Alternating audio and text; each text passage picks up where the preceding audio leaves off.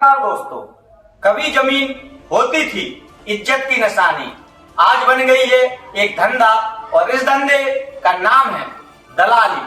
गांव की मिट्टी से लेकर शहर के आसमान छूते प्लॉटों तक हर सौदे के बीच बैठा है बिचौलिया, जो बन गया है जमीन का मालिक, वो भी बिना 1 इंच खरीदे। आज हम दिखाएंगे कैसे रियल एस्टेट में फैल चुका है दलाली का साम्राज्य। ये कोई बड़ी कंपनी नहीं बल्कि गांव का किसान है, उसकी जमीन किसी बिचौलिए ने डेवलपमेंट के नाम पर ली और देखते ही देखते वो जमीन करोड़ों की हो गई। लेकिन किसान के हाथ आया क्या?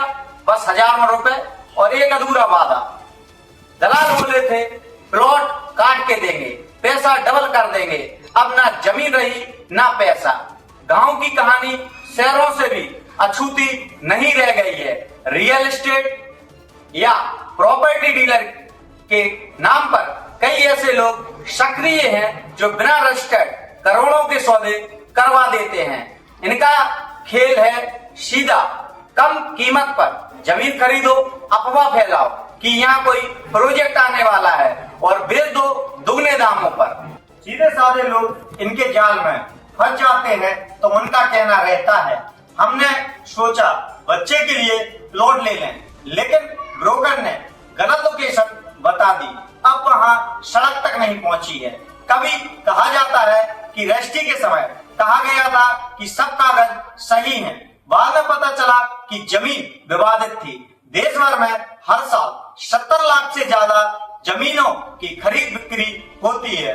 रिपोर्ट्स बताती है कि इन सौदों में से करीब 35% मामलों में कोई ना कोई बिचौलिया जरूर शामिल रहता है। कई बार फर्जी रजिस्ट्री, गलत दस्तावेज और झूठे वादों से आम लोगों को ठगा जाता है।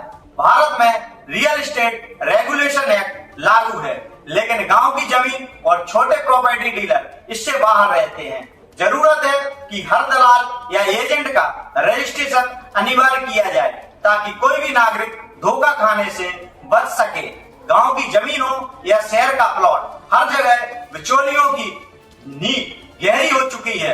अब सवाल सिर्फ पैसे का नहीं है, ईमान का है, हक का है। सरकारें कानून बना सकती हैं, लेकिन जब तक जनता जागरूक नहीं होगी तब तक ऐसे धोखे मिलते रहेंगे। सरकार को ऐसे बिचौलियों, ऐसे दलालों के लिए जागरूकता अभियान चलाना अनिवार्य है, क्योंकि आज के समय में सबसे ज्यादा अगर इन्वेस्ट कर रहा है कोई तो वो जमीनों में इन्वेस्ट कर रहा है।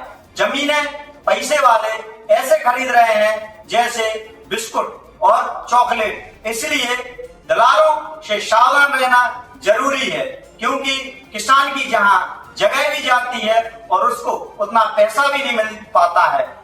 किसान की बात करें या पढ़े लिखे लोगों की, आज बिचौलियों से, दलालों से पढ़े लिखे लोग भी बेवकूफ बन रहे हैं। तो ऐसे दलालों से सावधान रहें, सतर्क रहें और फैक्ट न्यूज़ 24 के साथ बने रहें। धन्यवाद।